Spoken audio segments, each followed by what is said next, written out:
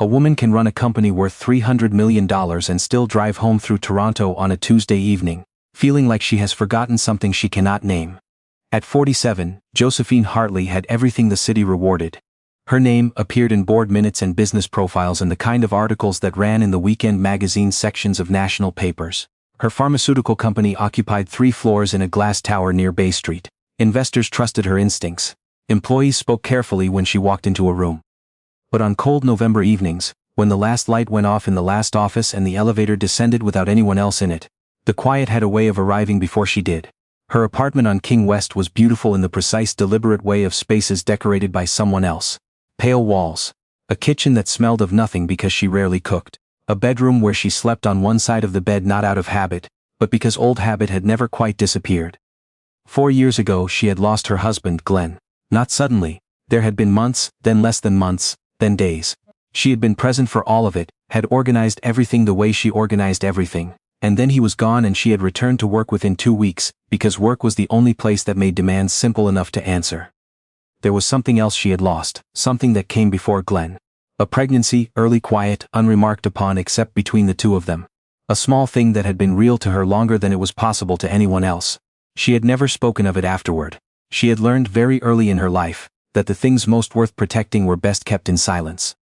She was walking back from a late meeting at the hospital boardroom, the Children's Hospital on University Avenue where her company held a research partnership, when she saw the old woman. The lobby glowed from inside. Through the glass doors, people moved in the careful way of people who had learned to slow down inside buildings like these. The entrance was sheltered by an overhang. A few benches stood near the doors. On one of them, wrapped in a coat that had once been green and was now something closer to gray, sat a woman who appeared to be in her mid-70s. She was not crying. She was past crying, or perhaps she had already cried and now was simply sitting with the aftermath of it. As Josephine walked past, the woman stood, not quickly. Standing clearly cost her something. "Excuse me." Her voice was soft but deliberate, the kind of voice that had spent decades in front of children, lowering itself to reach them. "I'm sorry to stop you, but I need to ask you something." Josephine slowed. She knew better than to stop for strangers. She had learned, over years of running a public company, that strangers often wanted something precise, something angled toward a specific purpose. She watched the old woman's face for the calculation behind the request and found none. "I don't know you," the woman said. "And I know that makes this harder to hear. My name is Beatrice Mallory. I've been sitting out here since 2 o'clock. It was nearly 7. Josephine looked at her properly then. The coat was buttoned carefully. Her hands were bare despite the cold. The kind of hands that had forgotten gloves because they had too much else to remember. She was not confused, not unwell. She was frightened. "What is it you need?" Josephine asked. Beatrice Mallory looked down at the pavement for a moment. Then she looked up. "Please," she said. "Come inside with me, and if anyone asks, please tell them you're her mother." The words did not make sense the way words usually did.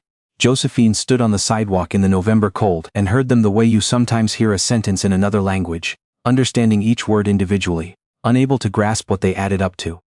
"I think," Josephine said slowly, "you might be looking for someone else."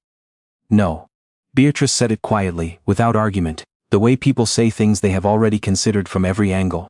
"I've been watching the entrance for hours. You were the first person who looked like they might listen." Josephine thought of her car waiting around the corner, her driver, patient and unbothered, her apartment silent and prepared. She thought of all the evenings that had waited for her exactly as she had left them. "Tell me what's happening," she said. Beatrice's hands found each other and held. "Her granddaughter," she explained.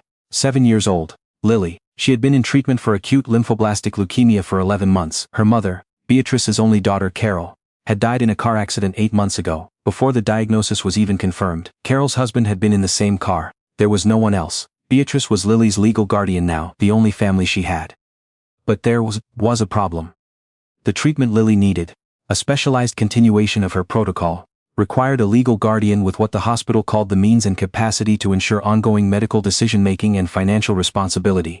Beatrice was 76. She lived in a rented apartment in Scarborough.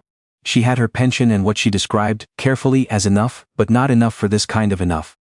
The hospital's patient services director had met with her twice that week. There was talk of involving the Children's Aid Society. There was talk of a ward transfer to a facility better equipped, in their language, to support a child in complex social circumstances.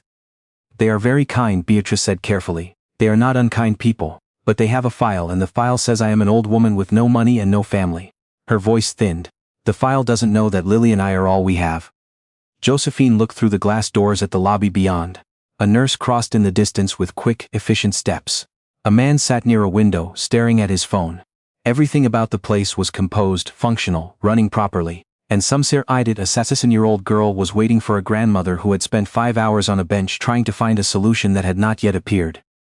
"You need someone who looks like they could be her mother," Josephine said. Beatrice met her eyes. "I need someone who'll stand beside me long enough for them to believe she is not alone." The lobby smelled of antiseptic and something warm beneath it. Cafeteria food, fresh laundry, the faint sweetness of whatever the gift shop sold.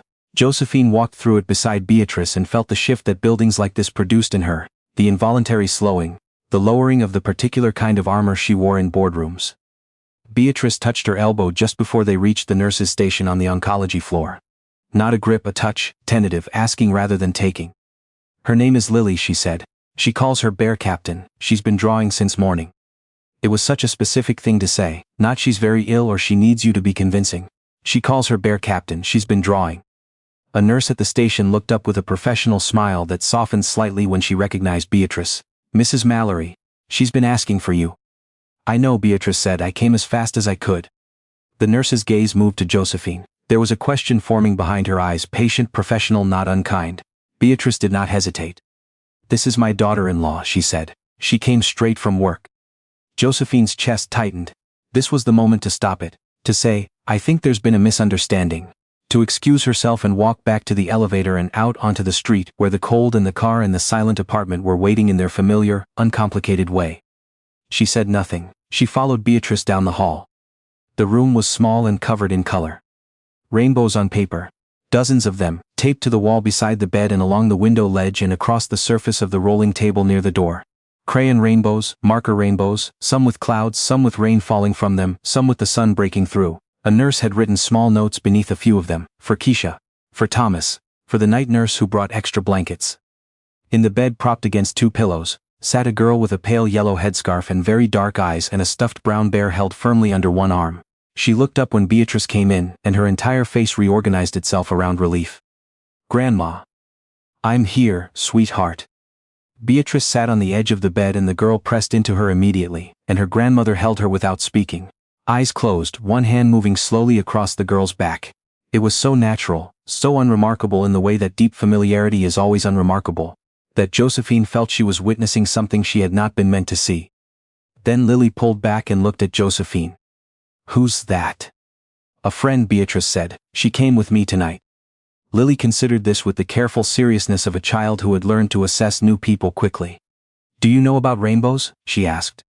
Josephine looked at the walls. "I know a little." "I can teach you more," Lily offered. "I know where all the colors go." Josephine pulled the chair from beside the window closer to the bed and sat down. Captain, she remembered, was watching her with one plastic eye, the other side of his face obscured by Lily's elbow. "I'd like that," Josephine said. Karen Dutton arrived at 8:10. She was the hospital's director of patient services, a composed woman in her mid-50s with a lanyard and a clipboard and an expression that had learned to be neutral without becoming cold. She knocked on the open door and looked at Beatrice first, then at Josephine. "Mrs. Mallory, I wasn't expecting you back this evening." "Lily needed me," Beatrice said simply. Karen Dutton looked at Josephine, a question forming behind her eyes, patient, professional, not unkind. Josephine felt it arrive. She could answer it the way Beatrice had set it up. She could say "I'm family" and let the evening continue and deal with the consequences later. But Lily was watching, and Beatrice was watching, and somewhere beneath all the reasons Josephine had learned to protect herself, there was something that made her unable to say a lie to a woman, holding a clipboard in a children's hospital. "Could I speak with you in the hall?" Josephine said.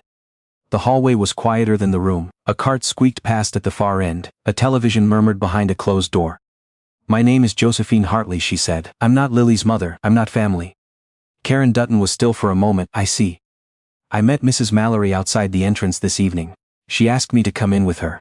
Josephine kept her voice even, the same voice she used in rooms where people needed to hear what she was actually saying.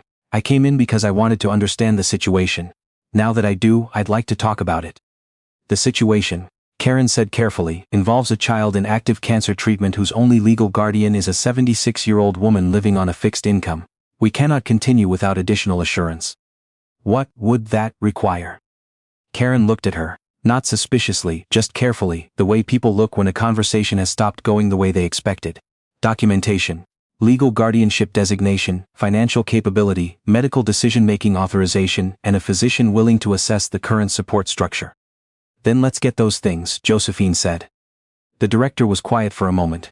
Mrs. Hartley, this is not a straightforward process. I know, I have a lawyer, I have access to physicians, and I have the capacity to support whatever financial guarantees the hospital requires. She paused. I understand what the file says about Mrs. Mallory. But I've been in that room for 20 minutes, and I can tell you something the file doesn't say. That child is not alone. It was past 9 when Josephine and Beatrice sat together in the small family waiting room down the hall. Lily had fallen asleep holding Captain with one hand, and the edge of her knitted blanket with the other. A pale blue blanket that Beatrice had made herself. She told Josephine the winter before Lily was born. She had meant it as a gift for the baby. She had meant a lot of things then. You didn't have to do that, Beatrice said. She meant the conversation in the hall. I know. You didn't have to come in at all. Josephine looked at her hands. I know that too. Beatrice was quiet for a moment. Outside the window the city moved in its nighttime way. Red taillights, a streetcar bell, the distant sound of something being unloaded from a truck. Toronto in November, relentless and ordinary and alive. Carol used to bring her here on the bus, Beatrice said, before. When Lily was still healthy and Carol would bring her to the hospital open house. The one they do each October for families. Lily thought the hallways were amazing. She said they were like streets inside a building. She smiled faintly. She wasn't wrong. Josephine watched the old woman's face as she spoke. There was grief in it that did not announce itself loudly. The grief of someone who had already integrated the worst into the structure of daily life and now carried it the way you carry an old injury. Always there, managed, sometimes suddenly sharp. How long were you outside before I walked past? Josephine asked. About 5 hours. And before today? Beatrice lowered her eyes.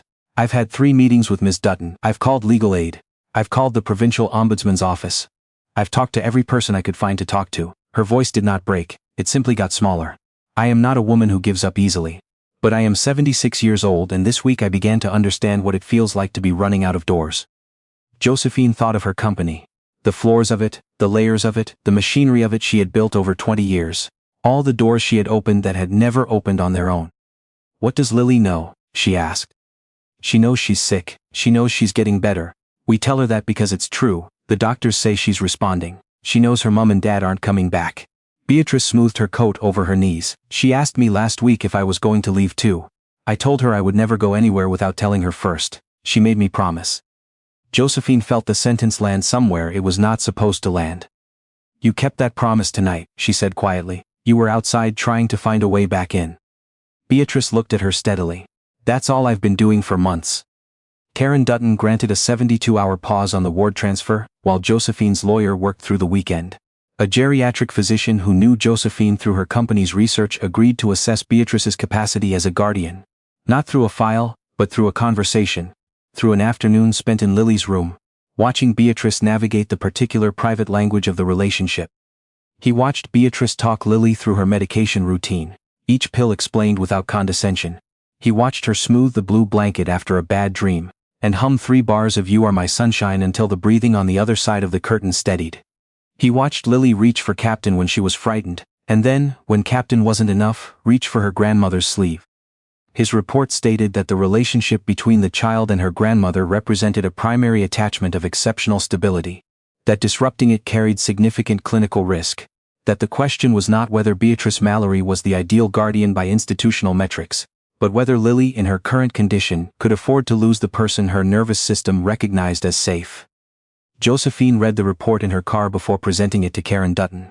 She sat with it longer than she needed to. She had read thousands of documents in her career. Contracts, assessments, research papers, projections. None of them had ever made her pull off her glasses and press her fingers against her closed eyes for a moment, the way this one did. She recognized something in the clinical language, something precise and devastating. A person can be medically monitored and still emotionally abandoned. A child can be in a well-staffed facility and still be lost. The meeting with Karen Dutton and the hospital's legal team lasted 2 hours. Josephine's lawyer was calm, methodical, and brought documentation that addressed every concern in the file. A trust account for Lily's ongoing care costs, a co-signatory arrangement for medical decisions, a formal home assessment for Beatrice. A plan that was not sentimental but was thorough, and that ultimately did what all good plans do. It made it easier to say yes than to say no. Karen did not look relieved. She looked like a woman who had been trying to do the right thing, and had just been shown a better version of it. Lily stays where she is, she said finally.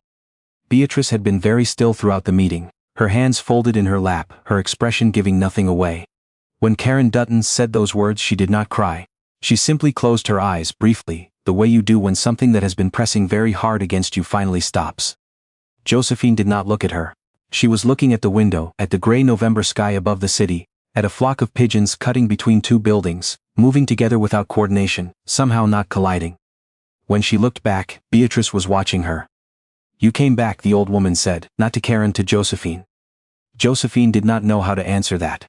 In her world, coming back was transactional. You returned for results, for closings, for the final version of the thing you'd started. You did not return to a hospital on University Avenue because a woman you'd known for 48 hours had looked at you with 7 hours of cold pavement in her eyes. And yet here she was, in a room that was not hers, having spent the better part of 3 days on something the world would never quantify. Of course, she said. She started visiting on Tuesdays and Thursdays. At first she told herself it was to monitor the arrangement, to ensure the legal and medical framework held. She brought her laptop the first 2 times and answered emails from the chair beside Lily's bed while Beatrice dozed in the recliner near the window. The third visit she left the laptop in the car. Lily taught her which colors went in which order in a rainbow. She had very firm opinions on the subject of violet versus purple and would not be moved. She explained Captain's full biography. He had been bought at the Kensington market during the last summer before everything changed. He was a polar bear pretending to be a regular bear, and he was afraid of loud sounds but brave about needles. She said this last thing with a matter-of-fact seriousness that told Josephine it was also about herself. There were hard days. Days when the treatment made Lily quiet and gray-faced, when she didn't want to draw and didn't want to talk and only wanted Beatrice close and Captain closer. On those days Josephine sat farther from the bed and kept the room as still as she could. She learned not to fill silence with cheerfulness. She learned that sometimes the only useful thing a person could offer was presence without agenda. It was a strange thing to learn at 47. One evening Beatrice fell asleep early. She had been awake since before dawn, and Josephine sat alone with Lily in the dimmed room. The city hummed beyond the window. A monitor beeped its patient, quiet rhythm. Are you coming back? Lily asked. Not will you come back tomorrow. Not when are you leaving, simply, are you coming back? The way a child asks about something she has already learned can disappear. Yes, Josephine said. Lily thought about this. She was tracing the edge of her blanket with one finger, the path of it looping and returning. You don't have to, she said. Grandma says we can't make people stay if they don't want to. Josephine looked at the old woman asleep in the recliner. The gray coat was folded over the armrest.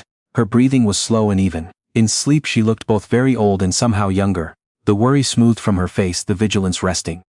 Your grandma is right, Josephine said, but I want to come back. That's different. Lily considered this with the same serious deliberation she gave to rainbow color order. Okay, she said finally. And then quietly, will you hum something? Grandma hums when I can't sleep. Josephine could not remember the last time anyone had asked her for something so simple. She could not remember the last time she had been in a room where simple things were the only things that mattered. She hummed. She didn't know You Are My Sunshine, so she hummed the first song that came to her, something she hadn't thought about in years, something Glenn used to put on during winter Sundays in their old kitchen on Dundas Street. She wasn't sure she got all the notes right. Lily didn't seem to mind.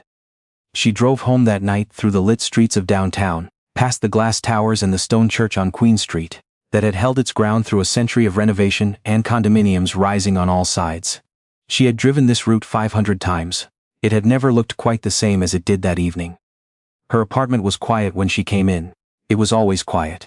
But for the first time in a long time, the quiet did not feel like something she had failed to fill. It felt briefly like something she had simply stepped out of for a while, and that was all right. She could live in a quiet apartment and still, twice a week, sit in a room that hummed. She opened the hall closet. On the high shelf behind a winter coat she hadn't worn in 2 seasons there was a box. She had put it there 4 years ago and not touched it since. She stood on her toes and brought it down. Inside were the things that had belonged to the life she and Glenn had been building before it became only hers. A few photographs. A card he'd given her, early in their marriage, with a joke that had made her laugh for a week, and at the bottom wrapped in tissue paper a small yellow sleepsuit, size 6 months, bought in the 3rd month, never used. She sat down on the floor with the box across her knees. She did not need to perform any particular feeling about it.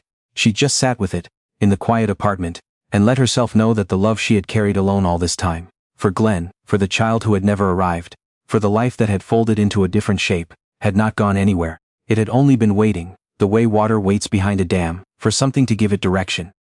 She thought of Beatrice sitting on a bench in November cold for 7 hours. She thought of Lily asking, "Are you coming back?" in the same voice she used when describing Captain's bravery about needles. She thought, there are people in this world who need exactly the size of love that you have been carrying by yourself. She put the box back on the shelf. Not hidden this time, just stored. She would look at it again when she was ready. She thought she might be ready eventually. She thought that was allowed.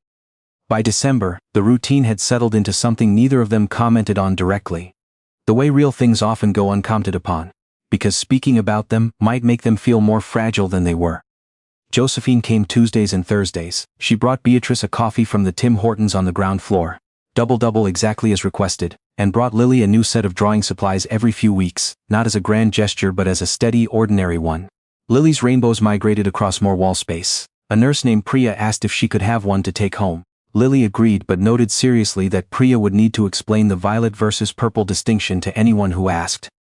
One afternoon, Beatrice spoke about Carol the way people speak about someone they are keeping alive through the telling.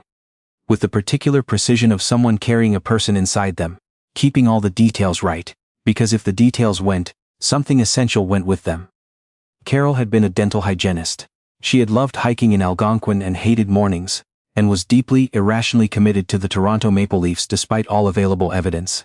She had learned to knit the winter she was pregnant, so she could make Lily's first blanket herself. She had died on a wet Thursday in March on the highway east of the city, and the world had simply continued past it like traffic moving around a stopped car, and Beatrice had taken Lily and tried to be, as best she could, everything at once. "You have been," Josephine said. "Not everything," Beatrice said, "not nearly, but enough to keep her here."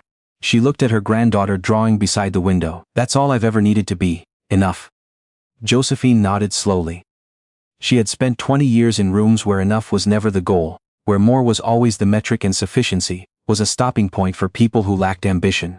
She had measured herself against exceeding thresholds. She had won by most definitions available to her. She looked at the rainbow drawings covering the wall. She looked at the girl with the bear tucked under her chin and the blue blanket pulled to her shoulder. She looked at Beatrice, who had sat outside in November cold for 7 hours, not because she expected to succeed but because there was simply nothing else to do. You kept trying, you kept showing up. You sat on the bench until someone stopped. And maybe that was what enough actually looked like, from the inside. The Tuesday before Christmas, Lily was having a good day. She had eaten breakfast and was already on her third rainbow by the time Josephine arrived, a large ambitious one featuring what she called experimental color placement. "I put orange twice," she said, holding it up for symmetry. "That's a valid artistic choice," Josephine told her. Beatrice was sitting by the window with her coffee watching the two of them. After a while quietly she said, "Lily, who's that?" Lily looked at Josephine with the same expression she used when assessing whether Captain needed repositioning. "That's Josephine," she said. "And what is she?" Lily thought about it. She turned back to her drawing. "She's the one who stays," she said, as if this were a category as established and unremarkable as grandma or doctor or the night nurse who brought the extra blankets. Josephine did not look up from the page. She did not trust her face in that moment. But she did not move to leave either. She stayed where she was. In the chair pulled close to the bed, in the room papered with rainbows, in the building that had become, without her planning or permission, one of the places in the city where someone was waiting for her. Outside, a light snow had begun to fall across Toronto, soft and indifferent to everything below it, covering the sidewalks and the parked cars and the bench near the hospital entrance where an old woman had once stood in the cold and asked a stranger to stop. The world keeps offering those moments. Most of the time we walk past, occasionally without quite knowing why we don't, and everything that matters begins exactly there.